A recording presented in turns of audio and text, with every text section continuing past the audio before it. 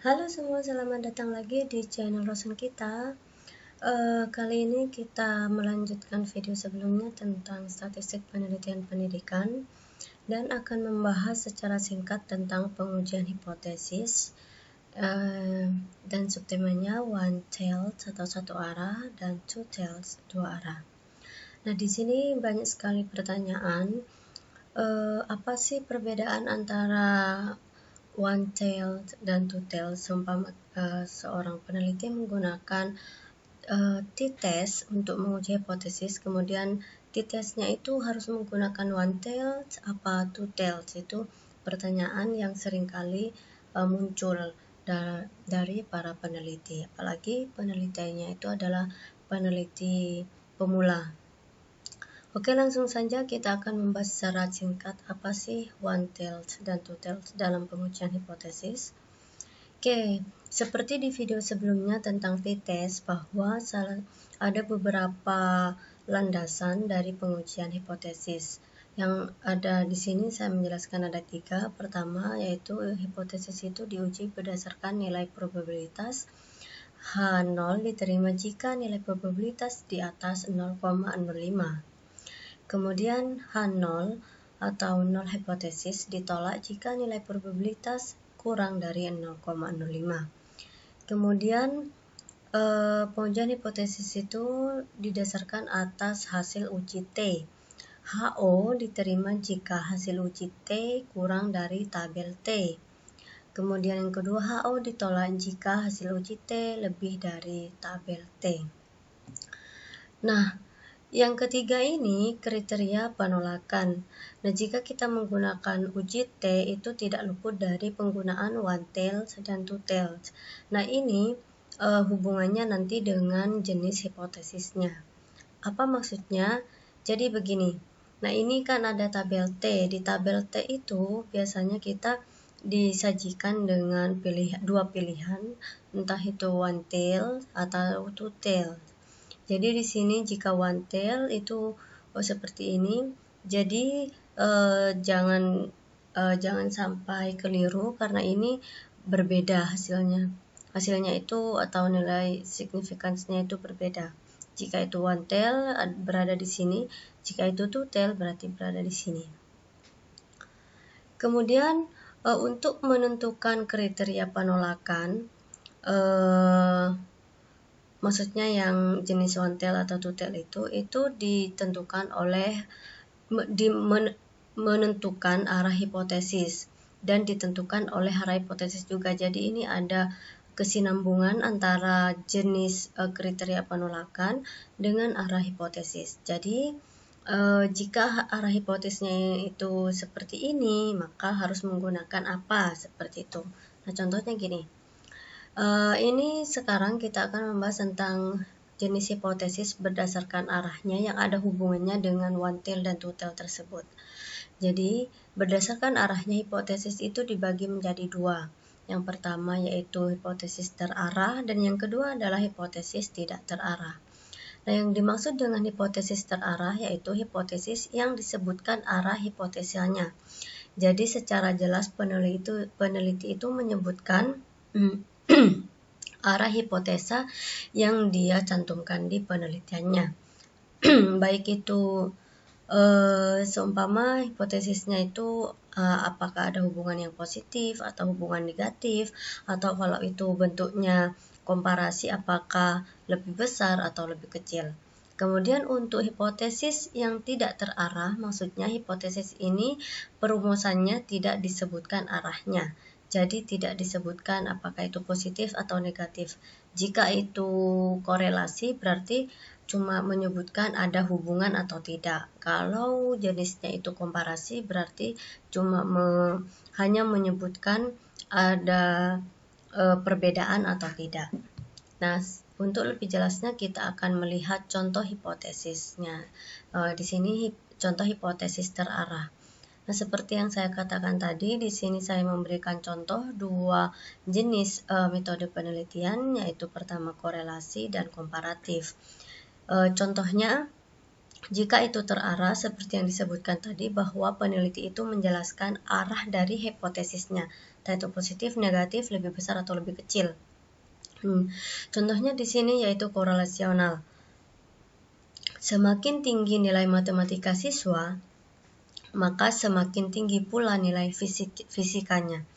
Nah, ini berarti terdapat hubungan positif antara nilai matematika dengan nilai fisika. Jadi, arahnya itu jelas bahwa peneliti itu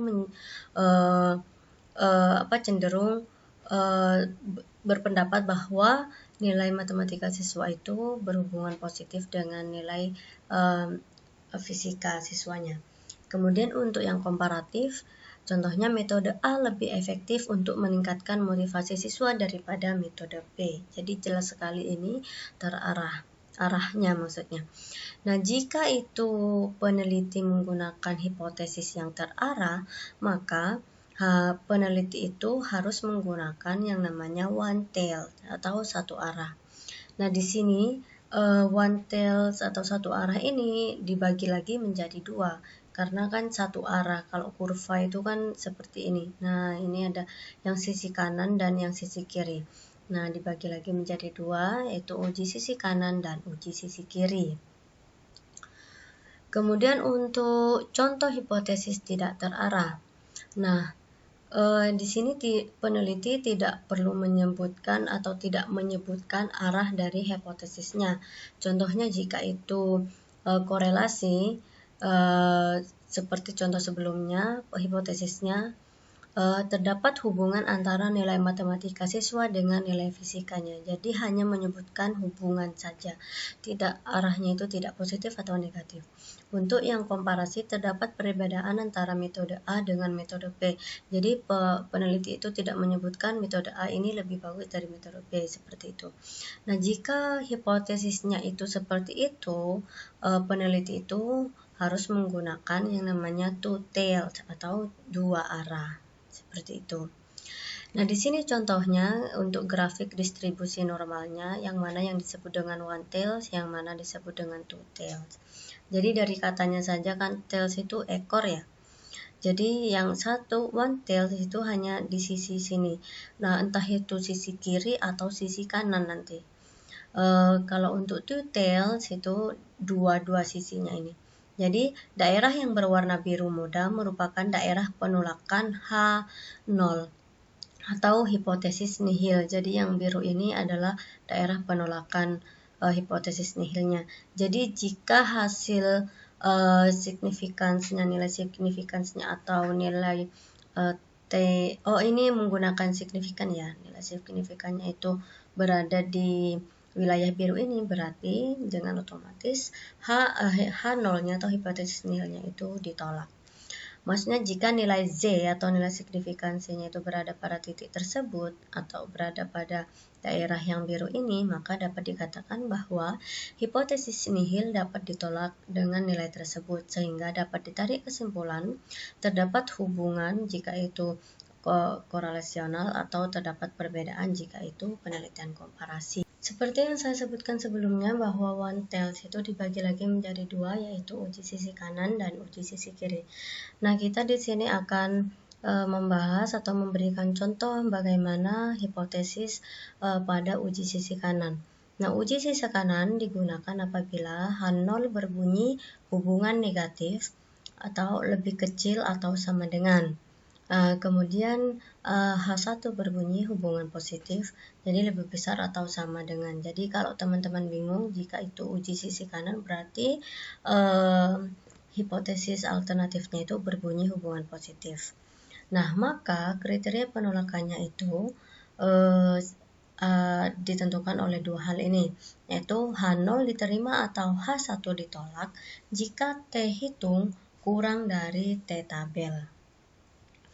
Jadi di sini penolakannya jelas ya. Jadi jika teman-teman atau para peneliti menggunakan uji sisi kanan, maka H0 itu diterima atau H1-nya ditolak jika T hitung kurang dari T tabel. Contohnya di sini jika itu penelitian korelasional, maka H0-nya berbunyi terdapat hubungan negatif antara nilai matematika dengan nilai fisika siswa.